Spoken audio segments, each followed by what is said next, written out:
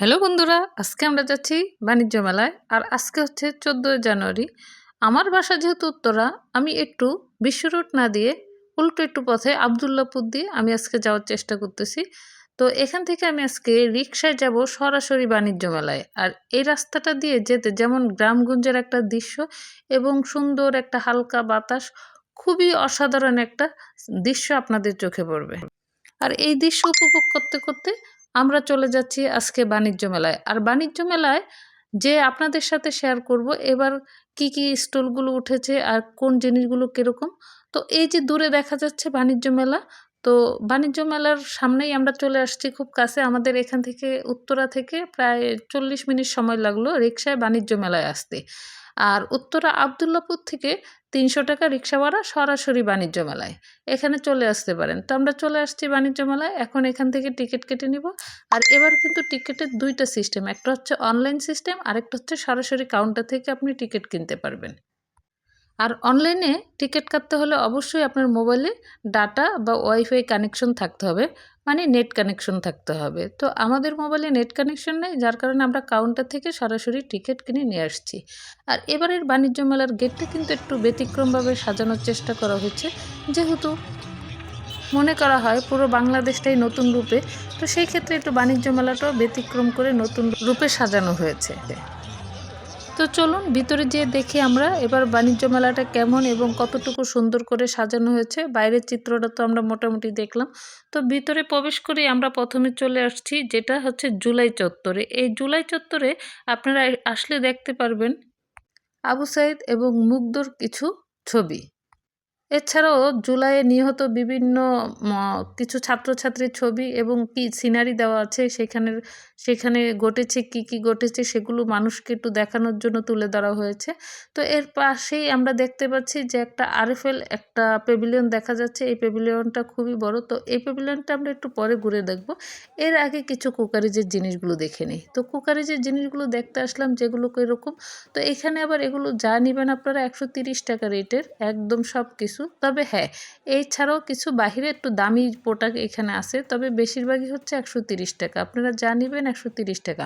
বাংলাদেশের নিউ মার্কেটে যেমন কিছু জিনিস পাওয়া যায় ১০০ টাকা বা ১২০ টাকা, এরকম এগুলো সব হচ্ছে ১৩০ টাকায়, যেগুলো আপনারা বাহিরে অনায়াসে ১০০ টাকায় পেয়ে যাবেন। আর এইখানে হচ্ছে আমরা একটা টার্কিশ প্যাভিলিয়নে চলে আসছি। আর এখানকার জিনিসগুলো তো সবসময় সুন্দর হয়। টার্কিশের জিনিসগুলো যেগুলো খুবই আকর্ষণীয় হয়, কিন্তু প্রাইসটা হয় অনেকটাই বেশি। তো এই যে এখানে হচ্ছে আপনার যে ডাইনিং টেবিলে প্লেট রাখার যে ইয়েগুলো থাকে সেগুলো, গ্লাসের ডাকনা সবকিছু, তবে এগুলোর পর্যাপ্ত দাম। এরপরে চলে আসলাম একটি গিফট কর্নারে। এখানে অনেক জিনিস আছে, যে মেয়েদের কাটা, চুল, হাতের চুড়ি, গলার হার, পায়ের নূপুর বিভিন্ন কিছু এখানে হচ্ছে বিক্রি করা হচ্ছে। এখানকার দামগুলো একেকটা একেক রকম। তবে আপনাদের খুব ভালোভাবে এগুলো দামাদামি করে কিনতে হবে। আমরা সবাই জানি মেলাতে একটু দাম বেশিই চাই, সেই ক্ষেত্রে একটু দামাদামি করে কেনাটাই ভালো। আর এখানে আছে হাতের কিছু ব্রেসলেট। ব্রেসলেটগুলোর ডিজাইন এবং মান খুবই ভালো ছিল, তবে দামও ভালো ছিল। তবে ২০০ থেকে আপনারা ৫০০ টাকার মধ্যে এগুলো কিনতে পেয়ে যাবেন। এরপর চলে আসলাম আরএফএলের দোতলার একটা প্যাভিলিয়নে। সেইখানে আসছে আপনার যত ধরনের বাস্কেট আছে বড়, বড় ঝুড়ি, সেগুলোতে 20% অফার দিচ্ছে এবং আরএফএলের বিভিন্ন প্রোডাক্টে 10 থেকে 20% পর্যন্ত ডিসকাউন্ট দিয়ে দিচ্ছে। তো কথা বলতে, বলতে আমরা প্রায় বাহিরের সাইডে চলে আসছি, যে চারপাশ ঘুরে, ঘুরে আবার চলে আসছি একদম মেইন গেটের সামনে। তো এখানে আসার পরে দেখলাম আরেকটা, সেটা হচ্ছে কাপড়ের একটা দোকান। আর এই কাপড়ের দোকানে হচ্ছে ১ পিস ৫০০ টাকা, ৩ পিস এরকম ১৩০০ টাকা, বিভিন্ন কিছু অফার। আর তার সাথে, সাথে টার্কিশ আরেকটা প্যাভিলিয়নে ঢুকলাম, সেখানে আবার বিভিন্ন ধরনের আংটি, পাথরের আংটি এগুলো বিক্রি করা হচ্ছে। এগুলোর দামও একটু বেশি। জানি না এই পাথরগুলো অরিজিনাল কিনা, তবে এরা তো বলতেছে যে এগুলো নাকি খুব ভালো মানের পাথর এবং এই কারণে দামটাও বেশি। যারা কিনবেন একটু যাচাই বাছাই করে কিনবেন, যে মনে হয় যে না আসলে ভালো। যদি ভালো মনে হয় তাহলে কিনবেন, আর যদি ভালো না মনে হয় তাহলে আমার মনে হয় না যে এখান থেকে কিনতেই হবে।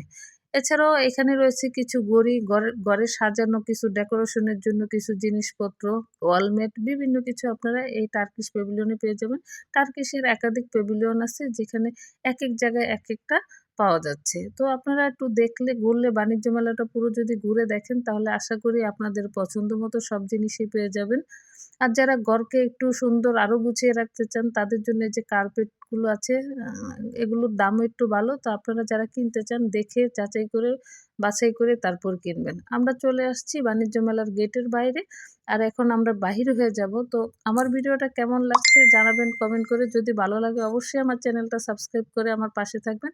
আর ভিডিওটা শেষ পর্যন্ত দেখার জন্য সবাইকে অসংখ্য ধন্যবাদ।